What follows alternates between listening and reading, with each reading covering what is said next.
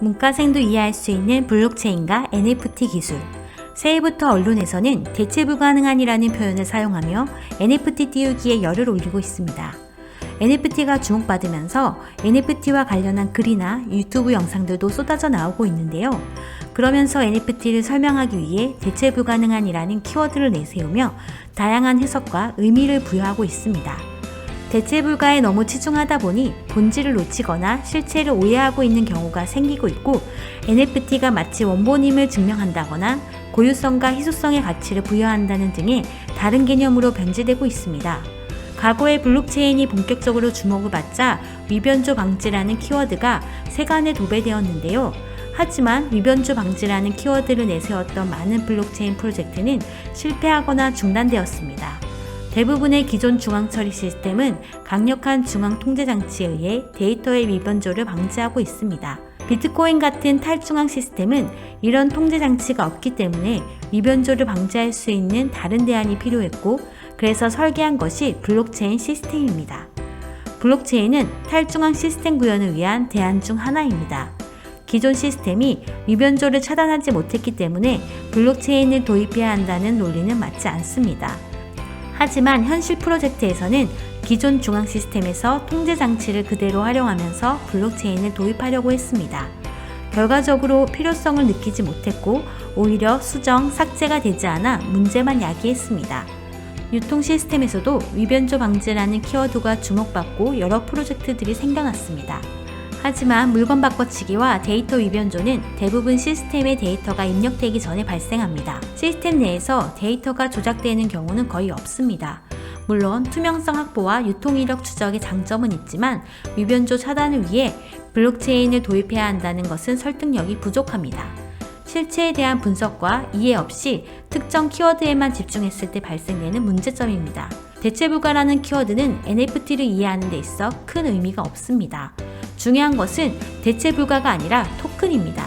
토큰을 정확히 이해하지 못한 상황에서 대체 불가에 집중한다면 본질을 흐릴 수 있습니다.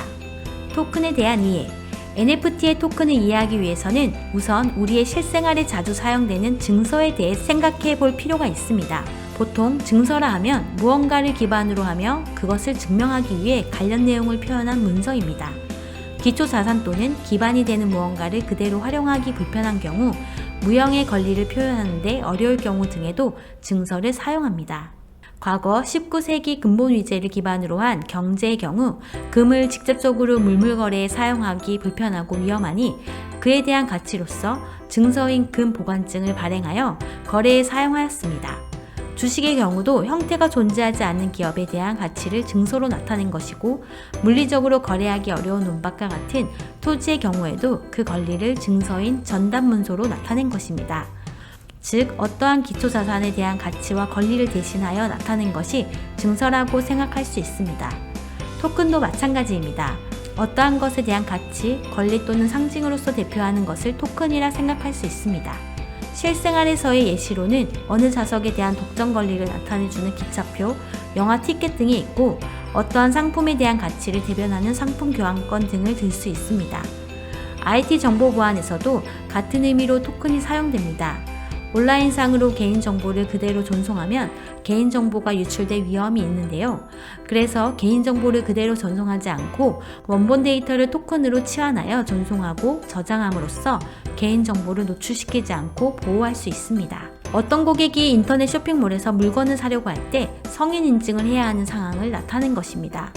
성인 인증을 위해 인터넷 쇼핑몰의 주민등록번호와 같은 개인정보를 바로 제공할 경우 여러 가지 리스크가 따릅니다. 그렇기 때문에 이런 경우 무언가를 대신하며 동등한 의미를 갖는 토큰을 이용합니다. 고객은 신뢰할 수 있는 제3의 중개기관에 성인 인증을 하고 인증을 완료한 증표로서 토큰을 발급받습니다. 이후 고객은 인터넷 쇼핑몰에서 물건을 구매 시 중개기관으로부터 받은 토큰을 보냅니다. 인터넷 쇼핑몰은 전달받은 토큰을 중개기관에 보내어 신뢰할 수 있는 고객인지 신원 확인을 합니다. 토큰화를 함으로써 단 한 번의 인증 과정을 통해 직접적인 개인정보를 송수신하지 않으며 안전하고 효율적으로 인증을 진행할 수 있습니다. 이러한 사례에서의 토큰이란 개인정보를 다른 것으로 치환한 것으로 이해할 수 있습니다. 이처럼 물리적인 형태의 토큰뿐만 아니라 추상적인 개념의 토큰도 가능합니다. 블록체인 기반의 토큰. 오래전부터 다양하게 사용되어 온 토큰은 블록체인을 계기로 암호화폐라는 범주로 새롭게 주목받아 오고 있습니다. 실제로 운영되고 있는 블록체인 기반의 토큰은 셀 수 없이 많고 그 시스템들이 추구하는 목표와 이상은 각기 다릅니다. 어떠한 것은 디지털 자산 예금, 대출 서비스를 목표로 하거나 디지털 의료 생태계 구성, 타 블록체인을 연결하는 인터체인 역할, NFT 등 수많은 토큰들이 각각의 목표와 이상을 가진 생태계를 유지하기 위해 사용되고 있습니다. 이렇듯 각기 추구하는 것들은 다르지만 모든 중심이 되는 토큰은 블록체인을 기반으로 합니다. 그렇기 때문에 우선 블록체인을 기술적으로 이해할 필요가 있습니다. 그리고 왜 디지털 화폐라는 단어보다는 암호화폐라고 불리는지 먼저 생각해 봐야 합니다. 블록체인. 대부분의 기존 중앙 처리 시스템은 강력한 중앙 통제 장치에 의해 관리되고 있습니다. 하지만 탈중앙 시스템 중 하나인 블록체인은 이러한 통제 장치가 없기 때문에 신뢰할 수 있으며 안전하고 투명하게 관리할 수 있는 대안 기술 중 하나로서 암호 기술을 사용합니다.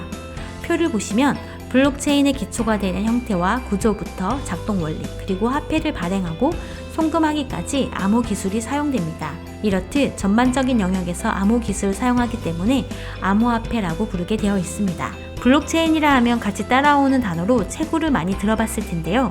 주로 코인을 채굴하여 돈을 번다고 하는데 주로 이 채굴 행위를 통해 탈중앙화 블록체인 시스템의 신뢰성이 유지됩니다. 블록체인에는 여러 암호 기술이 사용되지만 그중 해시가 가장 많이 사용되는데 원리는 매우 간단합니다. 해시는 일방향 해시 함수라고도 불리기도 하는데 암호화는 가능하지만 역방향인 복호화는 불가능한 일방향 알고리즘을 말합니다. 간단하게 비유하자면 그림처럼 삶은 감자를 해시하는 것과 같습니다. 그래서 입력과 출력의 크기가 다르게 되고 해시했기 때문에 출력값으로 원래 형태인 입력값을 절대로 추측할 수 없게 됩니다.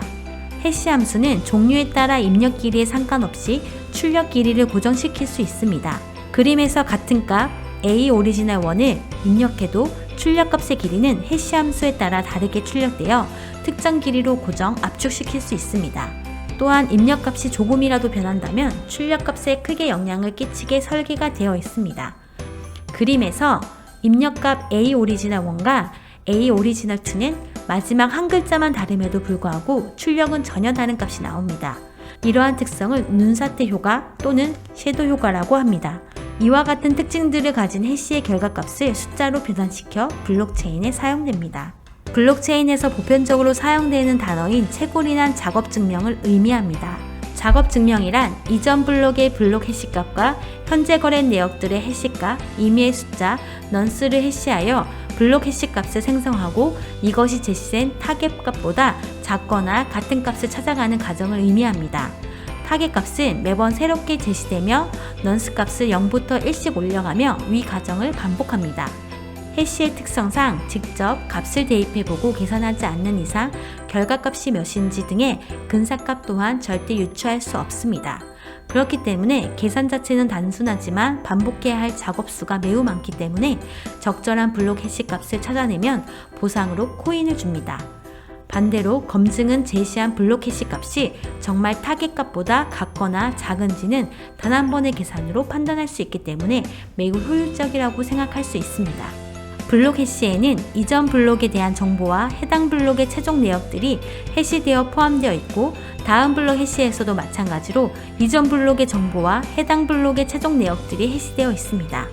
이러한 구조 특성상 블록이 다음 블록과 연결되어 있는 형태를 취하고 있기 때문에 블록체인이라 불립니다. 실제 비트코인의 블록 정보인 그림을 보면 여러 정보를 확인할 수 있습니다. 첫 번째 정보인 해시는 현재 블록의 블록 해시의 값을 나타냅니다. 이전 블록의 블록 해시 값인 프리비어스 블록, 현재 블록의 거래 내역들의 해시 값인 머클 루트, 그리고 임의의 숫자인 넌스와 버전, 시간 등의 값들을 모두 더하고 해시하면 현재 블록의 블록 해시인 해시가 만들어집니다.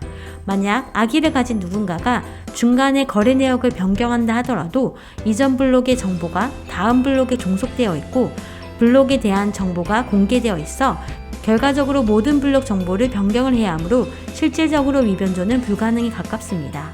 그래서 블록체인과 함께 위변조 방지라는 키워드가 자주 언급되는 것입니다.